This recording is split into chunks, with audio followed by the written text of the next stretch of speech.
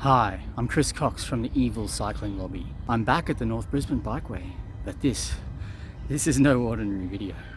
No, this is a ghost story. Prepare yourself for a ghoulish ride into hell as I tell you the terrifying story of the phantom cyclists and the vanishing member. What?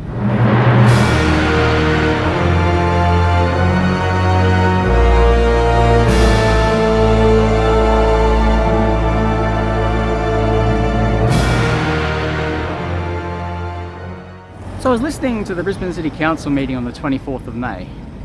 Yeah, look, I have no life, okay? And there was a lot of discussion about the revised council budget to pay for the $330 million damage bill after the February floods. The Kedron Brook Bikeway was badly damaged in a few sections, with its repair bill alone estimated at $50 million.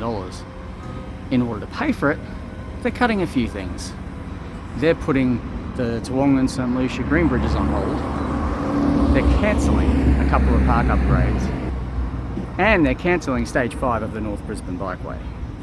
That's right, cancelling. When pressed, the Lord Mayor said they'd revisit it in about 2 years. 2 years' time is after the next council election. Now, if you're not up to date on the story of Stage 5 of the North Brisbane Bikeway, I've got some videos to catch you up.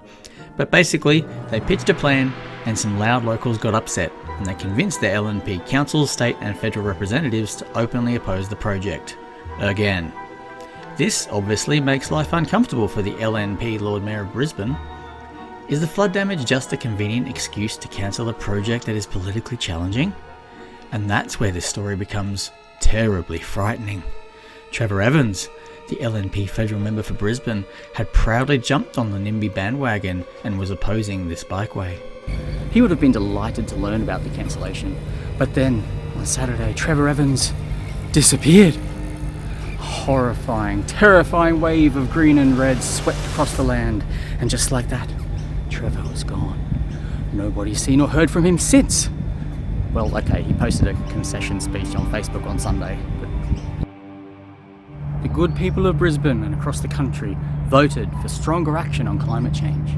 I've been part of that, is reducing our emissions from transport and our dependence on cars. Stephen Bates from the Greens will be the new member for Brisbane, elected on a mandate of greener, cleaner transport, like bikeways. Could LNP Councillor David McLaughlin and LNP State MP Tim Nicholls similarly disappear when they are up for re-election in 2024? Because the ghost story doesn't fizzle out just there, my friends, no. During that council meeting, LNP Councillor Andrew Wines said this. Why would an individual want to ride a bike to a bikeway that does not exist because the flood took it away? There's no need to build the North Brisbane Bikeway because there's nowhere for it to go and nobody to ride on it. But the LNP said they do not exist. There is no other explanation that they are phantoms. Clayfield and Wooloowin are haunted by ghostly gyros terrorising the good citizens.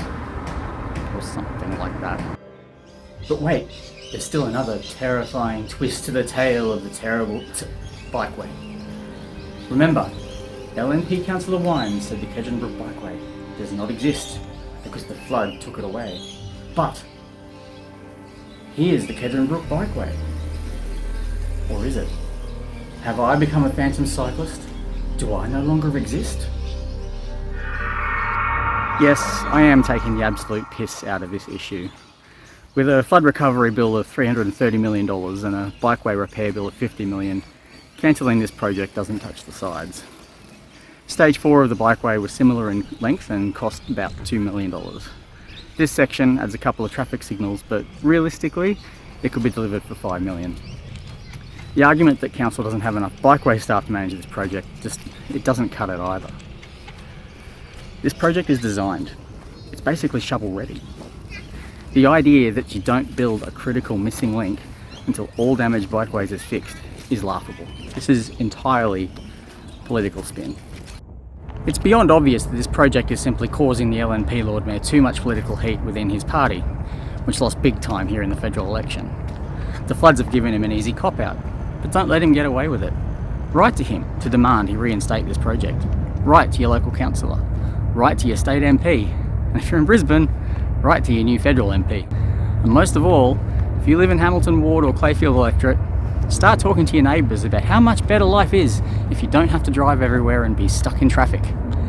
Get the ball rolling, and maybe we can make another 2 stale, obstinate LNP men disappear. As always, ride safe, drive rarely, and I'll catch you next time.